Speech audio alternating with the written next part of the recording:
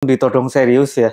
Saya pernah kontak dengan Insta Nusantara. Kalau di Purwokerto nggak diakui ya. Aku ngomong Insta Purwokerto tuh terkenalnya konten receh ya. Usianya sekarang udah sampai berapa? Nanti besok 12 tahun. Karena melebeli akunnya itu merekam kota ya. Duka yang paling mendalam ya. Kemarin di 2023 Insta Purwokerto di banned permanen. Terus saya sampai ditantang duel pernah.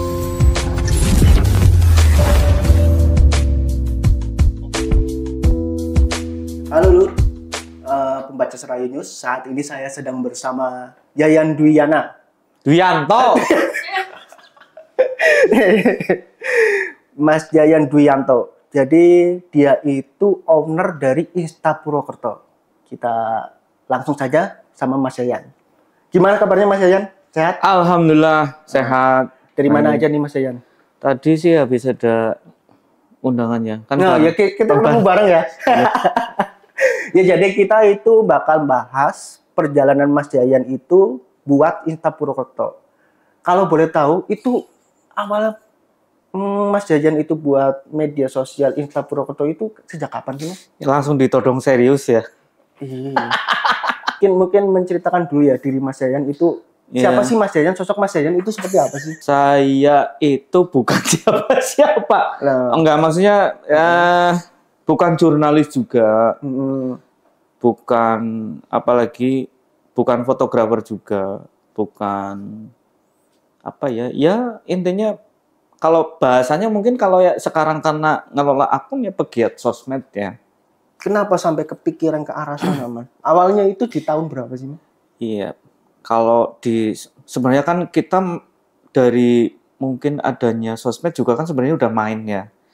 Kayak misal sebelumnya mungkin di Facebook gitu kan, pasti kita punya akun gitu kan. Oh, sempat bergelut di dunia Facebook atau seperti apa? Ya cuman hanya untuk landing ini aja ya, eksistensi diri gitu kan. Facebook kan dulu paling cuman bikin status gitu kan. Terus berkembang, terus hadirlah sosok Instagram ini gitu. Insta Purwokerto itu ya. Kenalnya itu memang di Instagram dulu kan. Jadi kenal Instagram. Tahun berapa itu, Mas? Saya kenal Instagram itu 2012. Yang dimana di Indonesia itu sebenarnya 2009 itu sebenarnya. Iya, cuma baru eksis. Nah, waktu itu kan zamannya Android baru itu. Iya, betul. Kan, sistem operasi di handphone yang smartphone itu Android gitu kan, baru-barunya itu. Nah, ketemu aplikasi Instagram 2012. Ya waktu itu kan memang lagi gencar-gencarnya bermunculan aplikasi-aplikasi baru ya, Messenger gitu dari Line, WhatsApp dan lain-lain ya gitu. Nah ternyata itu kalau dulu kan di Android itu di Play Store itu 10 besarnya ya itu ada Instagram. Instagram dari katanya aja gram gitu ya, kayak alat pengukur berat gitu kan. Tapi kok kategorinya fotografi gitu kan. Karena tadi kita sempat cerita ya, Mas Yayan itu cukup tertarik sama dunia fotografi itu ya. Betul. Waktu 2012 itu kan memang lagi kayak apa ya, hobi foto itu kan lagi marak ya. Oh, dan jenengan itu mungkin nyari wadah ataupun ya media sosial yang ingin kayak menempatkan karya yang jenengan fotografi gitu. Awalnya ke arah sana berarti Insta Purwokerto. Lagi sekedar menyalurkan foto yang hasil hobi jenengan. Lagi haus-hausnya pengen belajar foto gitu. Terus masuk di Instagram, ternyata yang muncul itu memang mereka malah justru profesinya fotografer beneran gitu. Mereka buat naruh fotonya itu di situ di memanfaatkan platform media sosial. Tapi memang mereka itu lebih banyaknya memang fotografi yang landscape ya. Landscape alam gitu yang ditonjolkan, bukan yang belum sampai ke tahap yang glamor atau mungkin yang lebih private gitu. Lebih banyak ke landscape. Kan menarik ya, saya aja menarik kan gimana caranya foto bisa sebagus itu gitu. Ternyata memang semua ada ilmunya kan.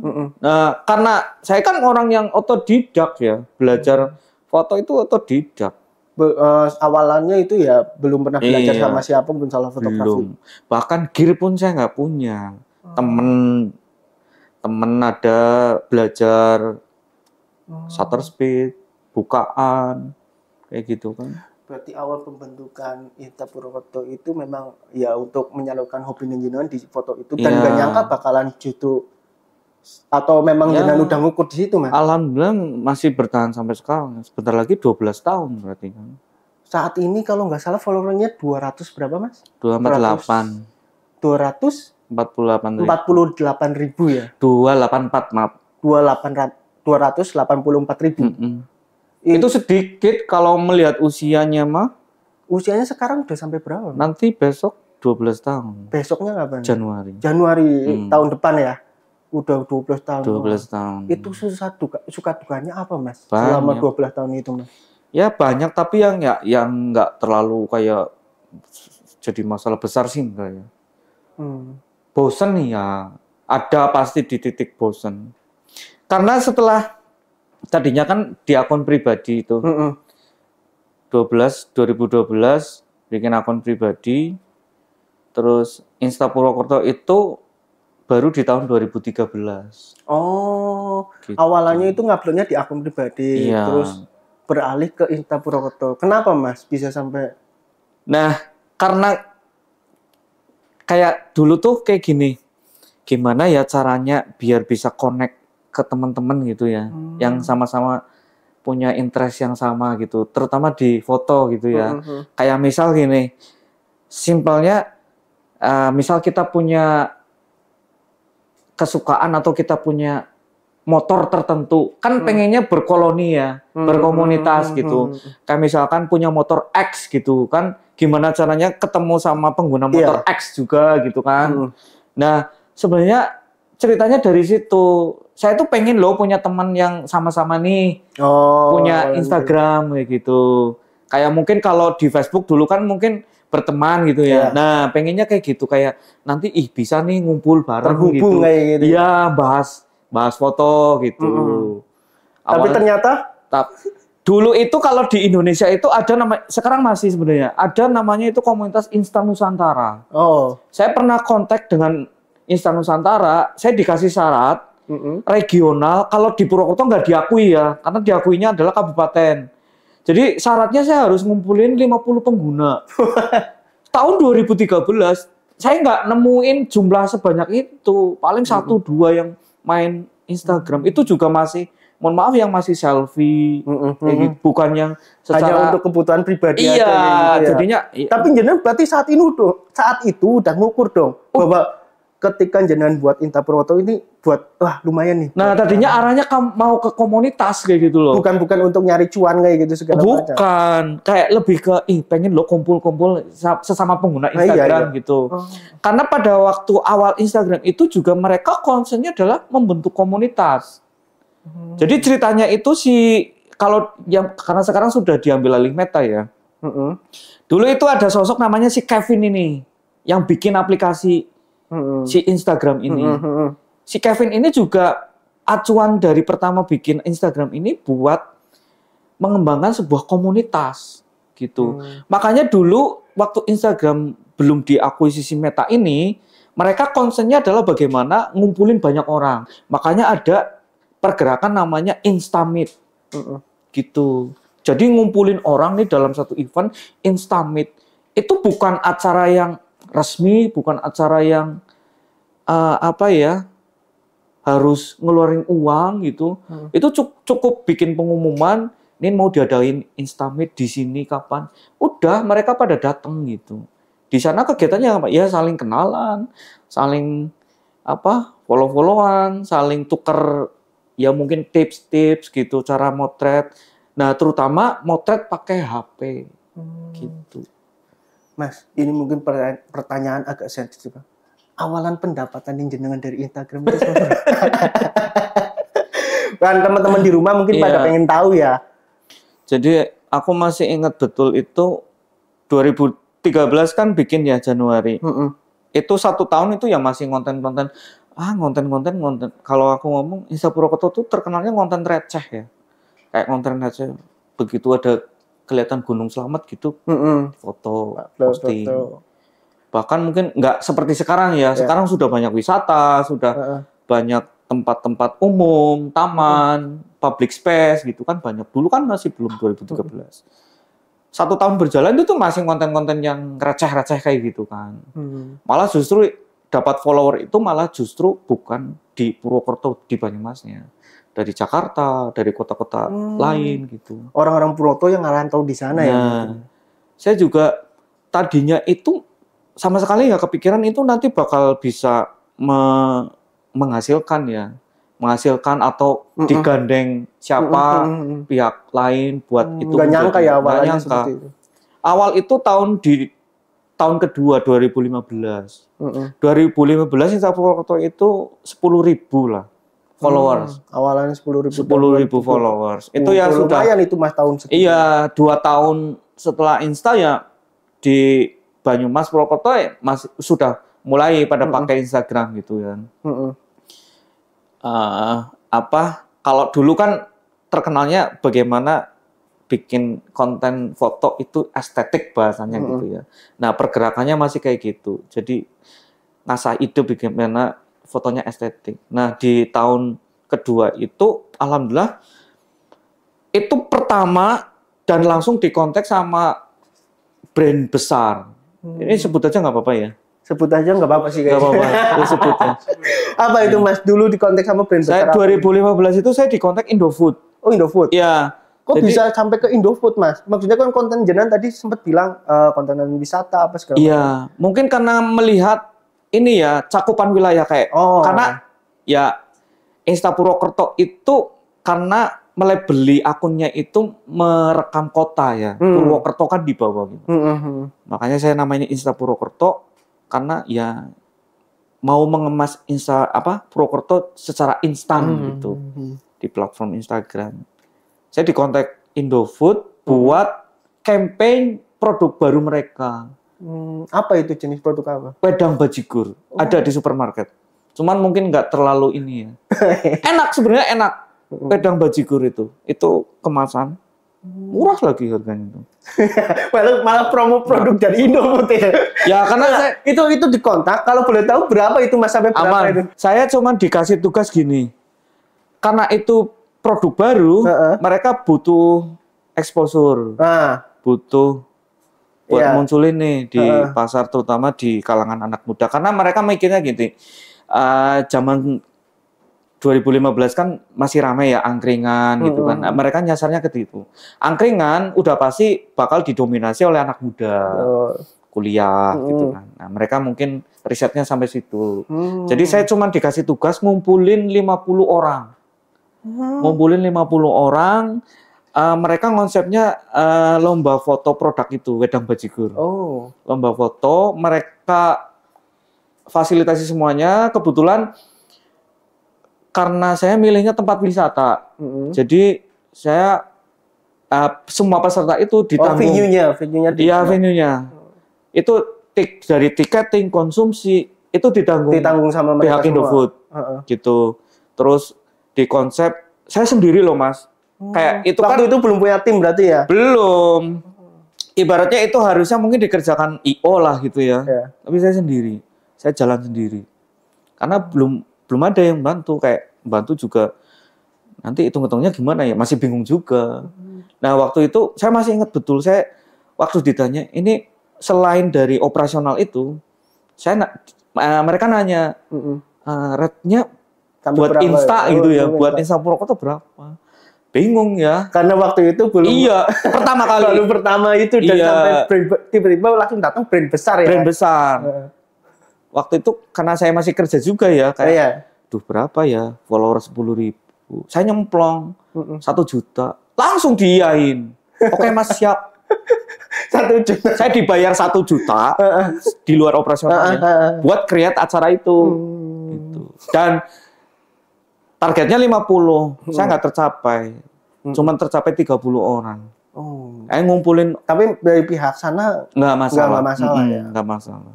Gitu. Ternyata susah juga ya ngumpulin orang sebanyak itu. Apalagi yang ini ya, yang itu harus orang-orang yang memang bergelut di media sosial atau? Syaratnya itu punya akun Instagram. Oh, syaratnya. Dan waktu itu memang Instagram belum booming sampai seperti sekarang ya. Oh, jadi agak susahnya di situ ya. Iya, dulu itu kan belum menu di fitur di Instagram belum ada video. Baru ada foto kan. Nah gitu. Jadi kita manfaatinnya kalau sekarang nggak terlalu ini tagar. Nah, saya betul. Harus create tagar. Harus dibuat sedemikian rupa mungkin kayak. Sebenarnya tagar itu kan fungsinya buat bank data ya. Iya. Gitu. Kayak misalkan tagar podcast itu nanti yang muncul kan podcast. Iya benar-benar. Kalau tahun segitu memang yang aku sempat lihat tuh, yang tagarnya itu wah banyak banget setiap posting apa selalu ada tagarnya seperti itu. Sempat dilakukan juga ya Mas. Betul. Nah, dari situ akhirnya kan yang 30 orang ini saya jadi kenal. Ternyata di Haji Barang ada, di Banyumasnya ada orang yang sudah mainan Instagram, Baturaden ada gitu.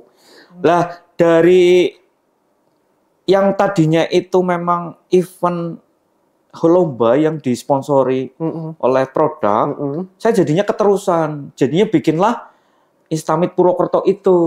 Jadi hampir ya 1 bulan, 2 bulan sekali saya bikin gitu. Iseng-iseng aja, bikin flyer, diposting, mau berapa kayak yang datang nggak masalah lah, yang penting. Nah seringnya ke tempat-tempat wisata atau tempat-tempat yang berpotensi itu menjadi wisata kayak Curug, kayak gitu.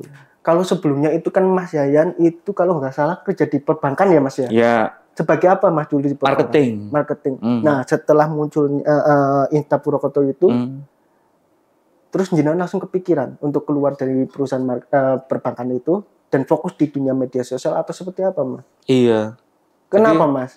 Maksudnya kan lumayan dong, ada gaji reguler, terus kesejahteraan apa segala macam tercover dong di perusahaan. Lah kok senyum Mas? Enggak juga sih sebenarnya. Enggak juga ya. Itu ya. Kenapa? Maksudnya kan kalau di medsos itu kan penghasilannya waktu itu ya belum pasti. Segala macam. Tapi jenengan akhirnya itu memiliki keinginan yang ya akhirnya udahlah saya fokus aja di medsos kayak gitu. Kenapa itu Mas? Itu kan gambling sekali loh menurut saya. Ya mungkin ini yang kayaknya rata-rata ya yang terjadi, apalagi di dunia marketing ya. Marketing udah di luar, itu misalkan dihitung 1 hari 8 jam kerja, paling efektif berapa sih? 2 jam. Mereka yang benar-benar kerja. Ini by pengalaman pribadi ya. 2 jam efektif yang benar-benar kerja itu. Kalau kita hitung 8 jam sehari kerja. Iya, artinya sisanya banyak. Sisanya, nah itu. Kayak saya kan orangnya suka main ya, nggak betah di ruangan lama-lama gitu kan. Pengennya explore ke sana kemari. Nah itu yang terjadi sebenarnya. Jadi pada saat saya kenal Instagram ini, terus bikin akun Insta Purwokerto, saya kan sudah beberapa tahun nih bekerja sebagai marketing di perbankan. Nah itu malah justru yang menjadikan waktu saya bekerja ini, saya lebih banyak habiskan untuk explore buat kepentingan sosmed gitu. Makanya karena menghasilkan jenengan akhirnya. Ya sebenarnya nggak juga itu sih sebenarnya. Mungkin karena di pikiran itu lebih kayak aduh merdeka enjoy lah gitu. Enjoy, dan itu sesuai dengan hobi jenengan ya. Iya ya. Hobi yang fotografi itu dan lumayan juga mendapatkan kesenangan di situ ya. Walaupun harus kayak sebenarnya itu mungkin ya korupsi waktu juga ya. Yang harus nyangka nggak sih Mas bakalan? Ya nggak nyangka sama sekali. Ya itu kan yang jenengan keluar dari perbankan. Ya. Terus 2015. Oh 2015. Waktu itu udah di media sosial Insta Purwokerto itu penghasilannya udah stabil atau? Ya belum. Tetap gambling banget. Tetap gambling. Cuma akhirnya jenengan memutuskan itu apa sih Mas? Hal yang membuat jenengan yakin sampai akhirnya keluar dari perbankan itu? Karena mungkin saya pikiran visionernya adalah ini aplikasi ini tidak akan berhenti di situ saja gitu ya. Dan selama perjalanan dari 2013 sampai sekarang 2024 memang bahkan yang nggak saya prediksi pun malah di luar prediksi yang pada waktu itu saya pikirkan ya, sudah jauh lebih pesat lagi gitu, lebih luas lagi. Saya masih ingat saya ngawali bahasanya endorse ya. Endorse itu saya ngawali dari mulai 50.000 satu posting, satu kali posting. Sekarang berapa? Sekarang yang nanti ya kan bisa mungkin siapa aja kan pada pengen tahu, pengen hubungi pasang di WA admin saya di profil aja. Ya kenapa nggak disebutkan aja? Satu kali posting itu biasanya berapa? Story, posting, reels, kayak gitu. Sekali posting saya minimal 500.000. Oh sekarang? Ya. Dulu dari 50 jadi naik 10 kali lipat. Ya, yang tarif sekarang sudah bertahan 3 tahun ya. Belum kepikiran sih buat mau dinaikin. Ya cukup lah. Itu kalau yang kontennya dari klien. Iya. Oh, kalau konten yang dibuat oleh kebetulan saya sekarang ada teman-teman yang bantu gitu kan. Tim produksi. Dulu sendiri, sekarang sendiri. Jadi bos ya. Udah berapa anak buahnya, Mas? Iya kan punya tim, punya anak buah berarti dong. Dulu kan sempat cerita tuh sendirian. Apa-apa sendirian. Bahkan waktu pertama kali ada klien Indofood itu ya. Apa sih? Indofood kan? Iya, terus apa tadi bukan Indofood? Bajigur. Produknya Indofood. Iya, produknya Indofood kan. Iya. Nah, terus akhirnya sampai sekarang buat tim kayak gitu berapa orang udah, Mas? Sekarang 4. Saya dibantu 4. Jenengan pun masih kerja ya, Mas? Saya masih. Mungkin bedanya saya dengan teman-teman yang lain karena dari dulu ngawalinya memang kayak seneng langsung terjun gitu ya. Konten sendiri. Tetaplah. Kayak jiwa kontennya tetap ada gitu. Jadi nggak pure diserahkan ke orang gitu ya. Tetap konten. Jadi tetap pegang, tetap mencari konten-konten kayak gitu ke lapangan bahkan kalau mungkin yang sudah kenal lama gitu paham. Ini kalau posting konten original, ini bikinan saya apa bukan itu paham. Tetap ada ininya tetap, ya. Iya. Siap. Nah, tadi kan belum dijawab nih pertanyaan suka dukanya Mas di dunia media sosial itu seperti apa? Suka dukanya ya. Dengan 12 tahun loh ibaratnya. Mau 12 tahun. Suka dukanya ya banyak sukanya sih. Berarti kan sebelum ke tahap suka itu ada lah yang bikin gak suka. Mungkin jangan sampai jualan apa-apa itu. Ya nggak sukanya. Sampai nangis. Waduh. Itu pokoknya benar-benar sesuatu hal yang mengena di hatinya. Kalau di duka yang paling mendalam ya. Selama saya di Insapurawoto ya. Untungnya sih bukan karena dihack ya. Kan ada akun-akun yang dihack. Kalau dihack itu berarti kalau menurut saya berarti itu kecerobohan yang punya akun itu. Duka yang paling mendalam yaitu kemarin di 2023 di bulan Agustus. Baru kemarin ya? Iya, di bulan Agustus. Instapurawoto di-banned permanen. Di-banned permanen. Oleh pihak Instagram. Kenapa itu? Di-banned permanen. Tapi 1 tahun yang lalu, iya, Agustus. Iya, ini pertengahan atau awalan? Tanggal 18 Agustus. Ya, lebihin pertengahan dikit lah ya. Itu kenapa, Mas? Persoalannya, Mas? Itu ternyata karena di banned itu jadi akun Instapurawoto itu hilang 13 hari. 13 hari? Iya, makanya saya tuh bersyukur banget. Angka 13 itu angka keberuntungan saya. Justru orang lain yang nganggapnya 13 itu. Instapurawoto di 2013. Ya. Instapurawoto di 2013 lahir Januari. Terus akunnya di banned Agustus 2023 dan selama 13 hari. 13 hari itu nggak bisa dilihat, apanya yang mau dilihat. Kenapa itu Mas bisa sampai di banned? Setelah ditelusuri ya? Ya, alhamdulillah. Waktu di banned itu sebenarnya kan ada menu banding ya. Kan pemberitaan lewat email. Itu pemberitaannya tadinya aku pikir itu peringatan biasa aja. Karena masih ada menu banding. Saya ikutin menu banding. Tapi nggak ada 5 menit setelah saya proses banding itu malah balasan emailnya bukannya saya jadi senang malah tambah sedih. Apa itu? Di banned permanen, ditangguhkan permanen akun Instapurawoto. Notifnya itu setelah saya ngikutin prosedur banding. Itu di hari Jumat. Di hari Jumat. Enggak.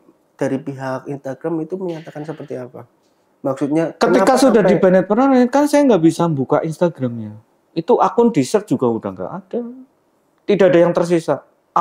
Kalau akun di hack itu kan masih ada ya akun. Iya. Nah ini di banned permanen. Nggak ada notifikasi, maksudnya kayak apa sih permasalahannya bisa sampai di banned? Kalau di email Instagram nggak memberitahukan, cuman memberitahukan general, melanggar kebijakan komunitas. Gitu. Kita nggak tahu yang dilanggar apa gitu. Aktivitas di sosmed juga 1 hari sebelumnya atau dalam 1 minggu terakhir juga nggak yang aneh-aneh juga gitu kan. Selama 13 hari itu. 13 hari. Jenengan ngapain, Mas? Alhamdulillah saya ada kerjaan lainnya, agak terhibur. Tapi cuman selama 3 hari pertama itu saya diemin. Saya pengen ini solusinya gimana sih? Sempat kepikiran kan, kalau di Jakarta kan adanya perwakilan kantor Meta ya, Facebook. Sempat kepikiran mau ke sana sebenarnya. Tapi mau bawa apa juga kan ya? Nggak ada. Cuman yang tersisa cuman emailnya kan? Cuma email. Akhirnya ya itulah tadi. Mungkin saya juga bersyukurnya dulu saya bangun Insta Purwokerto juga karena bangun komunitas.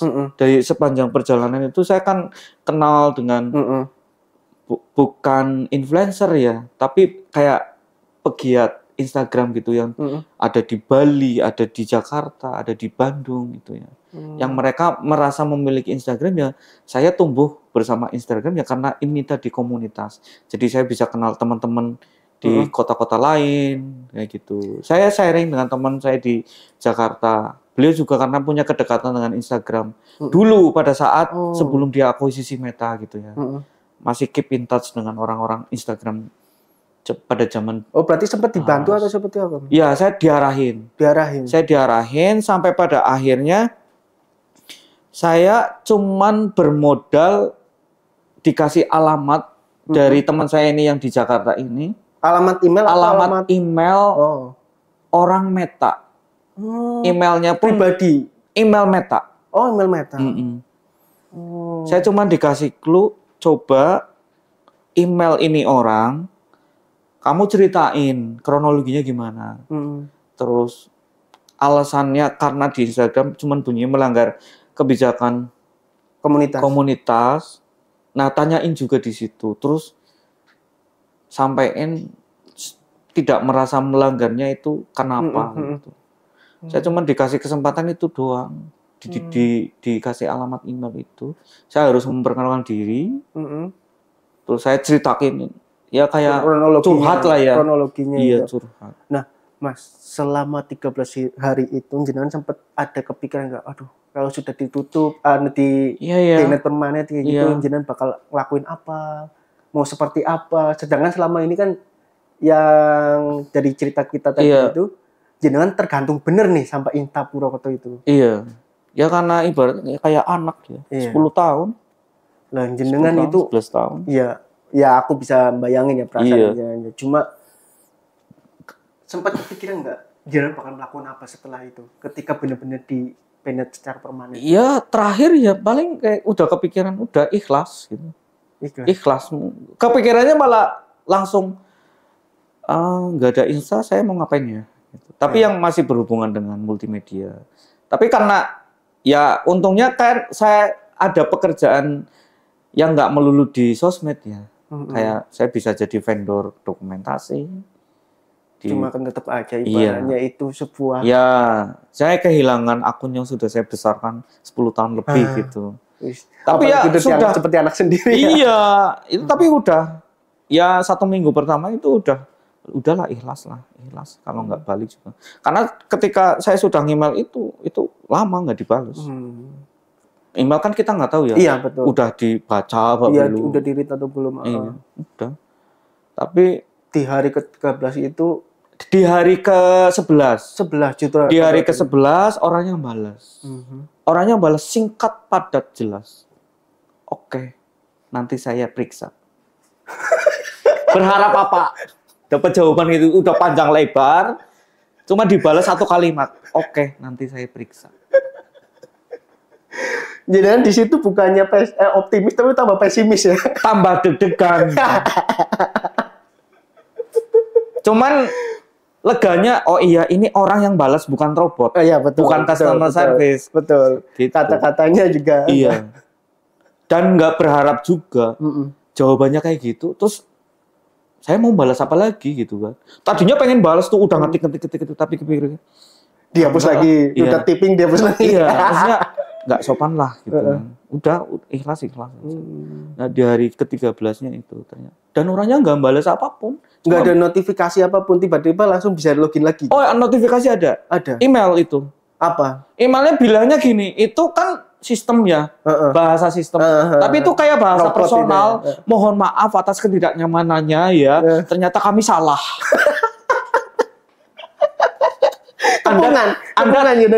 Anda terbukti tidak melanggar kebijakan komunitas. Kadang kita memang ada tuh di email. Kadang kita memang bisa melakukan kesalahan. Oh, sistemnya dari sistemnya ya. Astaga, tapi postingan pun masih sama seperti 13 hari sebelumnya. Masih, cuman dia munculnya satu persatu. Jadi kayak baru lahir. Dari mulai kayak jumlah postingan berapa, terus logo itu muncul terakhir. Profil itu muncul terakhir. Kan tak refresh terus dari jumlah postingan muncul, follower muncul, following, bio mulai muncul. Terus baru itu mulai postingan itu udah mulai muncul. Terakhir logo yang muncul. Begitu logo muncul, scroll lagi, swipe lagi, itu udah postingan bawah-bawah itu udah kelihatan semua. Persis kayak lahir. Satu-satu gitu muncul, satu-satu muncul. Lucu. Jenengan gimana perasaan saat itu setelah tahu? Belum. Kan jenengan punya 4 karyawan itu sempat ngobrol nggak ke? Ya sempat ngobrol, kita sudah kayak menyiapkan skenario terburuk gitu. Mereka juga kan merasa memiliki juga. Iya. Kan. Tapi ya alhamdulillah maksudnya kita ini yang saya belajar banyak dari sosmed, ternyata yang tadinya mungkin kayak cuma iseng gitu ya. Ternyata makin kesini kan karena ya banyak dibutuhkan oleh pihak eksternal. Akhirnya saya sendiri gitu kan menyadari itu aspek legal. Jadi saya penuhi. Alhamdulillah sekarang kan sudah ada PT. Dari yang tadinya iseng ya saya jadi belajar soal legal. Legal seperti apa yang dimaksud? Ya, itu untuk tadi. khusus di media sosial apa legal? Ya jadi kayak kita sudah kalau mungkin cuma nama Insta Purwokerto itu kan cuma nama di aplikasi ya. Tapi saya harus buat rumah, buat badan hukum. Iya, kayak PT, CV gitu ya. Nah itu ternyata dari situ juga semakin dipercaya oleh pihak lain buat bekerja sama gitu. Karena holdingnya jelas, ada badan hukum, ada gitu. Ya memang itu penting untuk punya bisnisan ya. Jadi belajar pajak gitu. Taat pajak berarti Mas. Taat pajak. Taat. Kalau tadi kan udah disebutkan satu kali posting itu 500.000. Ya. Nah, kalau sebulan itu bisa sampai berapa sih Mas? Mungkin nggak usah nyebutin spesifik ya. Ya. Berapa sih saat ini penghasilan Insta Purwokerto satu bulannya? Alhamdulillah masih 2 digit. 2 digit. 2 digit. Per bulannya. Itu pernah sampai 3 digit nggak Mas? Ratusan gitu? Belum pernah. Ratusan belum, 2 digit. Tapi untuk kliennya itu rata-rata dari lokalan Purwokerto karena namanya kan Purwokerto ya. Ya. Itu dari lokalan Purwokerto doang atau kebanyakan ya Mas? Itu dari lokalan Purwokerto aja, mungkin Ekari dan Banyumas itu atau justru lebih banyak di luar daerah? Enggak, malah justru lebih luas ya, walaupun kayak mungkin skupnya karena nama Purwokerto gitu ya. Ternyata enggak juga. Ternyata ada juga brand-brand besar nasional yang mereka mungkin ada exhibition, ada event, jatuhnya di Purwokerto, mereka butuh exposure. Jadinya kita dipakai gitu. Tapi kalau memang yang rutin, yang sering gitu ya yang mereka punya bisnis di Purwokerto gitu. Segala macam, dari mulai kuliner, perhotelan, fasilitas kesehatan, klinik, rumah sakit, kecantikan, semua. Jadi nggak terlalu segmentasi apa gitu.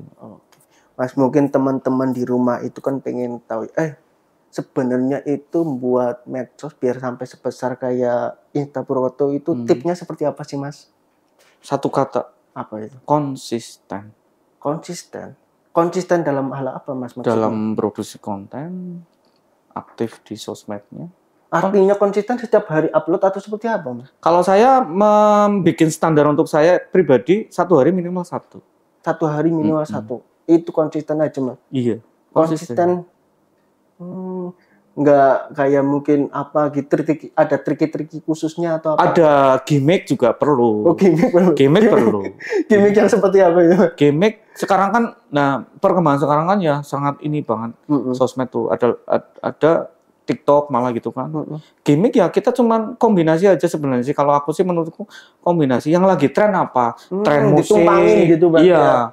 Tren musik atau tren yang lagi viral apa? Justru malah ini juga malah efektifnya adalah di membantu klien-klien ini. Kayak misal klien mempercayakan kita buat produksi konten promo mereka. Kan di situ kita otak bekerja ya. Ini yang lagi viral apa ya?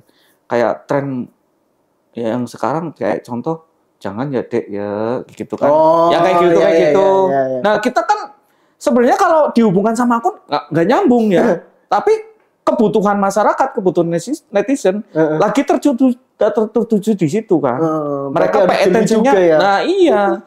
Kita mikirnya adalah gimana ya kombinasikan tren ini ke konten kita atau tren ini ke kebutuhan promosi klien kita gitu. Tapi masih memungkinkan nggak sih, Mas, dengan perkembangan medsos, apalagi sekarang banyak ini ya pegiat-pegiat medsos yang sudah besar untuk semisalnya kayak saya, pegiat medsos yang baru, yang followernya dikit, bisa terus berkembang bahkan menyaingi kayak seperti Instapurto, masih memungkinkan nggak sih, Mas? Sangat-sangat memungkinkan. Banyak juga akun-akun yang baru 2 tahun, 3 tahun, tapi follower mereka udah jutaan. Itu karena itu mungkin artis, Mas? Enggak juga. Itu tadi karena konten mereka itu konten original mereka. Mereka konsisten di situ. Kan kita mungkin gini ya, banyak orang yang kenal sosok gitu misal yang mereka anggap itu bodoh gitu ya. Tapi dia konsisten tuh. Nggak kebodohannya dia. Iya, mungkin netizen itu membuli ya. Tapi dia tetap konsisten di situ. Percaya deh, orang kayak gitu aslinya nggak kayak gitu. Mereka cuman pengen, wah, saya rame nih di sini. Pengen eksis seperti itu. Iya, saya harus mempertahankan. Tapi ketika saat nanti di suatu saat titik mereka sudah settle ya, sudah menghasilkan, mereka sudah besar sosmednya, mereka kan menjadi orang yang mental sudah terbentuk. Kayak contoh dulu, ya kita kenal yang nasional aja ya, Yonglex, Awkarin. Kita lihat sekarang, apakah mereka masih bertahan dengan kebodohannya? Tidak. Ke apa ya? Konten mereka yang dibully itu. Saya malah mengapresiasi orang-orang yang seperti itu, maksudnya dengan mereka mungkin meng-create ya di konten mereka meng-create itu biar dapat atensi, biar dapat orang taunya itu bodoh, orang taunya itu sesat. Tapi mereka pertahanin itu karena mereka tahu visi mereka itu jauh. Visi mereka jauh. Mereka punya impian pasti. Mereka malah juga yang menurut mungkin netizen bodoh gitu ya. Mereka cerdas malah. Berarti artinya orang yang ingin bermain medsos harus pintar bersandiwara seperti itu ya, Mas? Pintar atau seperti apa? Pintar meng-create, membranding diri mereka sendiri. Gitu. Untuk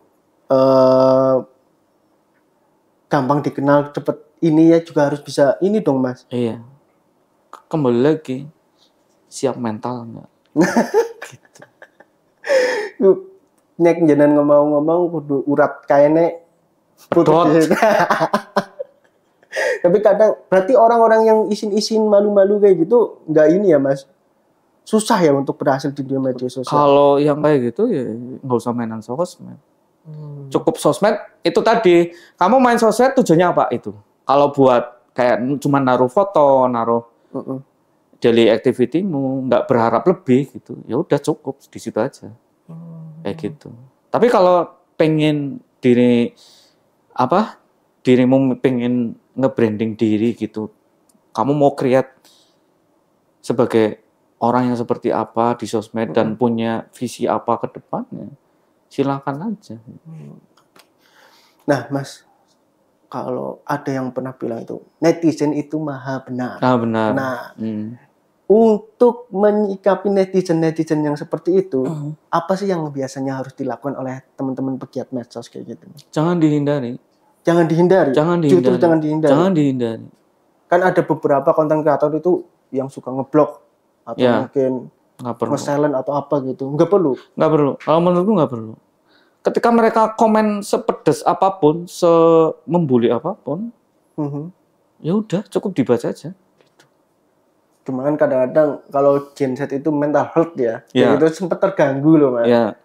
Kayak gitu kan mereka harus nyari solusi. Masa cuma dibiarkan aja kan otomatis kayak jadi pikiran, beban pikiran, perasaan kayak gitu, Mas.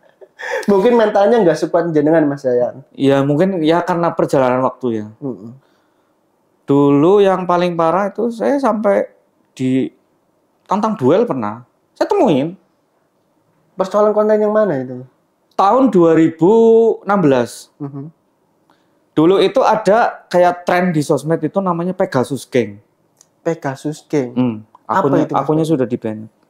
Pegasus Gang itu dia itu kayak tren ABG banget ya. Kayak ABG yang nggak tahu urat malu gitu. Tapi saya bersinggungan dengan akun itu karena di Purwokerto itu bikin akun kayak akun turunan. Karena aslinya kan dari Jakarta. Iya. Akun turunan ada di Purwokerto dan itu didominasi oleh anak-anak SMA, SMK gitu. Mereka pergerakannya adalah kayak ya sesuai tagline mereka, bahagia kita yang ciptain. Urat malu sekian. Tapi berkelompok, bukan pribadi. Berkelompok. Nah, kebetulan Insta Purwokerto itu mengkritisi satu postingan mereka itu di Sebakros depan Museum BRI ya, pertigaan itu. Iya, depan Kodim itu berarti ya? Iya. Iya. Mereka bertelanjang pakaian atas, jadi bagian tubuh atas mereka tuh kelihatan. Cowok ya Mas? Cowok. Ya? Tapi dengan pose formasi kayak orang sholat. Ada satu di depan kayak seolah-olah ada imam, ya. Terus mereka dengan pose sedekap gini, kayak posisi orang sholat. Di foto. Di situ rame banget. Ya, apresiasi dari follower mereka itu, urat malunya nggak ada, keren, bahagia, gitu. Nah, waktu itu Insta Purwokerto satu-satunya kan sudah mulai nih ada akun-akun Purwokerto lain. Satu-satunya Insta Purwokerto yang mengkritisi itu. Saya sampai bikin tagar Purwokerto ora butuh kayak gue. Berkaryalah dengan sesuatu yang bisa ada manfaat sosial atau bahkan mungkin maksudnya mengenalkan potensi kota gitu. Bukan dengan cara kayak gitu. Itu mempermalukan Purwokerto. Kan namanya Pegasus Gang Purwokerto. Gitu. Ada salah satu itu ya mungkin jiwa ABG kan. Sampai pakai akun Pegasus Purwokertonya itu enggak akun pribadi. Ya karena awalnya di komen-komen itu. Di komen postinganku. Aku kan screenshot postingan mereka terus aku posting dengan tagar itu. Purwokerto ora butuh kayak gue. Terus mereka nge-DM di komen-komen. Di komen. Iya. Nantangin. Nantanginnya seperti apa? Ya nantangin. Mungkin dikiranya adalah ya tahun segitu kan berarti saya kan berapa generasi di atas mereka ya. Dikiranya mungkin seumuran mereka. Jadi ditantang, saya datengin, itu 2 malam baru ketemu. Datengin, minta ketemuan di alun-alun. Saya ladenin tuh. Dia yang minta ketemuan? Iya, minta ketemuan. Itu anak STM. Anak STM. Terus? Minta ketemuan, ya udah, ayo, mau di mana? Tiang bendera alun-alun. Jumat malam saya datang, gerimis-gerimis tuh. Di bawah tiang tuh. Jenengan segitunya. Iya. Sendirian jenengan. Ya enggak dong, enggak bodoh juga. Wong sana juga Pak banyak yang itu buntut. Terus datang ketemu. Malam pertama enggak datang. Jumat malam tuh enggak datang. Terus malam berikutnya datang. Padahal dia lebih hari Sabtu. Iya, Sabtu malam, iya. Padahal dia lebih tinggi juga gitu. Cuman memang saya terus akhirnya gimana, datang berantem atau seperti apa? Enggak. tetap dengan persuasif. Ya Terus- kalau mau duel ya silakan, ayo. Gitu. Tapi kalau mau ngobrol ayo. Gitu. Saya cuman kasih dulu satu kalimat aja. Paling cepat setahun, atau maksimalnya saya kasih, karena mereka itu ini kelas 2. Kelas 2 SMA. Iya. SMK ya? SMK, STM lah ya. Saya kasih waktu paling cepat setahun atau enggak 3 tahun deh. Ya. Kalau kamu ngerasa hal yang kalian lakuin ini ada manfaatnya, berpengaruh ke masa depan kalian, kalian datang lagi cari saya. Kalian buktiin dengan pergerakan kayak gitu, kalian punya masa depan. Buktiin ke saya masa depan yang seperti apa. Saya nanti yang minta maaf. Kita sekarang nggak usah maaf-maafan. Setahun kamu lulus nih. Mungkin kamu mau kerja atau mau melanjutkan studi. Kamu pikirkan kejadian tahun ini ada manfaatnya enggak? Berpengaruh ke hidupmu enggak? Berpengaruh yang baik maksudnya. Gitu. Kalau ada, buktiin, saya yang minta maaf. Saya posting di akun saya. Bahwa kejadian tahun sekian, saya salah menilai. Saya minta maaf ke teman-teman Pegasus Gang. Cuma tak omongin kayak Setelah setahun kemudian gimana? Belum ada setahun. Belum ada setahun. Belum ada setahun. Mereka Minta lagi. maaf. Minta maaf. Minta maaf. Cara tatap muka atau hanya lewat media? Iya, tatap muka lagi. Ngajakin ketemuan. Ketemu di Alfamart. Dan mereka perwakilan kayak gitu. Berapa orang perwakilannya? 3 orang. 3 orang. Ya. Yang mengelola akun Pegasus Gang Purwokerto. Belum ada setahun. Mungkin pengaruh ini ya. Oh, karena mereka mungkin mau ujian. Pengaruh mungkin ya psikis mereka atau rohaninya mereka udah ada di sekolah gitu ya, disentuh, suruh minta maaf ke orang-orang, orang tua mungkin ya. Biar lulus. Iya. Biar dimudahkan jalannya itu, biar ujiannya lancar gitu. Ya mungkin itu juga. Dari situ ini ya. Iya. Gitu. Oke, mungkin untuk pertemuan kita seperti ini aja dulu ya Mas. Iya. Next time kita mungkin bisa bakal ngobrol banyak lagi ya. Boleh. Dengan berbagai hal yang baru tentunya. Oke, pembaca Serai Yunus, saat ini kita udah selesai untuk melakukan podcast. Kita ketemu di podcast selanjutnya.